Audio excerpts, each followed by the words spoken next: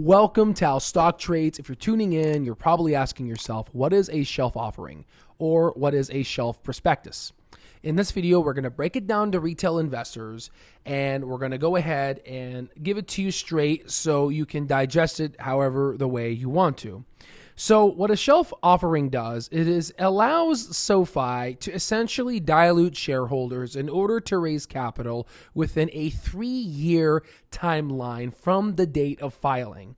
Now, the beauty of doing this is that they don't have to continue to raise capital and by issuing more SEC filings, which essentially costs them fees, right?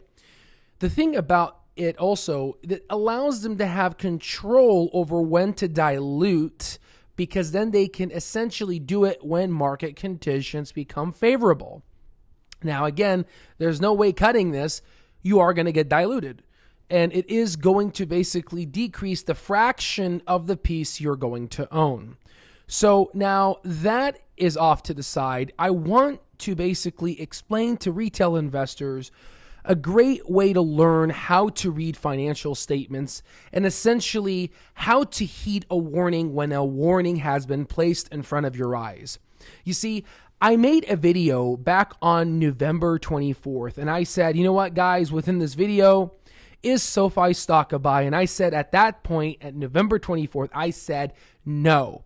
But what did retail investors do? They called it FUD. They made fun of me. They basically said, you know, this, you don't, how does a basic calculator, which is, no, this is not no basic calculator we have, try to go in and tell you that it's a sell. They said that video was poorly calculated. And this was, again, 33 weeks ago, literally November 24th, which we're going to explain to you why that date is important. A lot of people, unfortunately, made fun of me. They said this is FUD. And that's the problem with retail investors. You know, you go ahead, they say, oh, we always get screwed over by Wall Street. We always get attacked by X, Y, and Z. But when someone tries to help you, when someone tries to educate you during the peak of the insanity of the delusional market with the federally freaking backed stimulus and the federal printing that it was injected in terms of the liquidity of the market, retail investors said, no, you are stupid. You are filled of fear, uncertainty, and doubt. And now they're stuck holding the bag.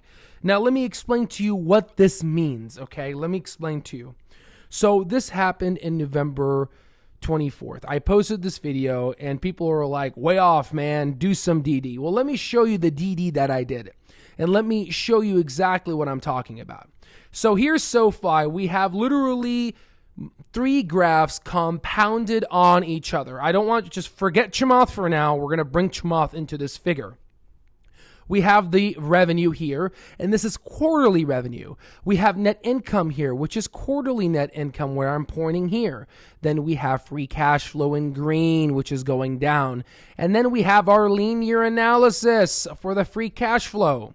Likewise, below we have the EPS diluted, stock, total stockholders' equity, and then also the stock price. Retail investors just focus on the stock price. They don't look at the balance sheet where you can look at the stockholders' equity. They don't look at the income statement where you can find the EPS. And they don't certainly look at the statement of cash flows where you can calculate the free cash flow.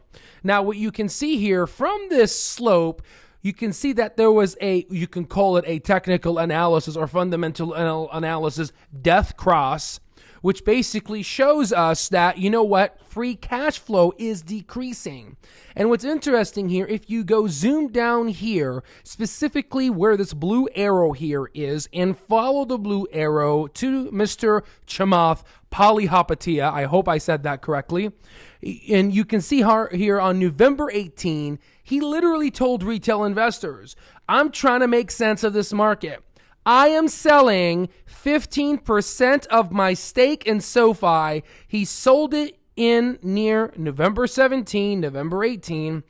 15% stake, he sold it around $21. Now, you may be asking yourself, why did he sell for $21? Well, look and track back up. The free cash flow literally inverted, and it became negative. SoFi was not heading into the right direction. However, he knows SoFi's CEO really well. They worked back in his Facebook and Twitter days, so he still wanted to support the gentleman because he has an amazing story, and I don't disagree with Chamath there. But you have to understand, you have to read the effing writing on the wall, you stupid retail investors that don't listen, not to the retail investors that listen. You can see that the trend line broke down. But yet, you know what? I made the video, again, this is November 18. I made the video literally November 24th.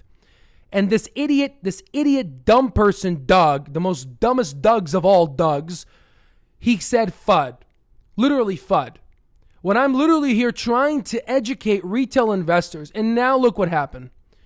It went from $21 all the way down to $4 to $6 trading. The company was overvalued.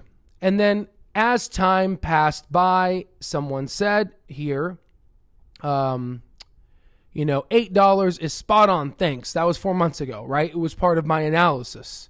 Ladies and gentlemen, it's very simple here, okay?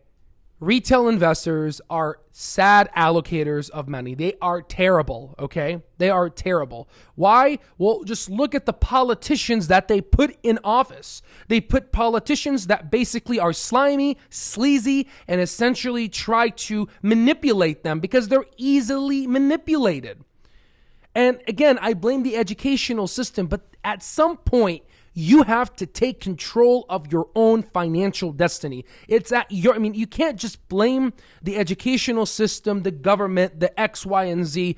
You have a frontal lobe, cephalization of your frontal lobe with two strong hippocampuses igniting them.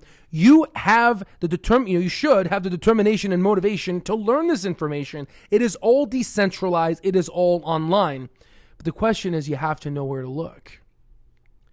So, unfortunately, very clear, you could see the free cash flow started to go down. Chamath anticipated this, and then he sold. The confirmation happened here when the trend line, the free cash flow broke that trend line analysis. You had the EPS diluted going down. Total stockholders' equity became below the trend line, and now we are reverting back to the trend line mean, and we've been oscillating ever since on a negative trajectory. Now, on the bright side, we do see a positive increase in free cash flow, a positive increase in actually, no, this is still going down. We're still waiting for the next quarterly earning to see if perhaps maybe the earnings per share will get better. But again, they're about to dilute anytime soon.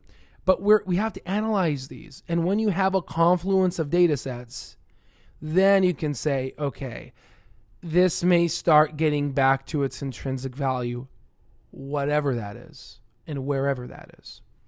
So I hope this video was helpful. My apologies for being rude. I just wanted to educate you because, unfortunately, if you do the same things over again and you expect different results, you are crazy. You are insane. That's the definition of what Albert Einstein proposed to us. Change your approach, educate yourself, and don't forget to subscribe. I'll see you on the next one.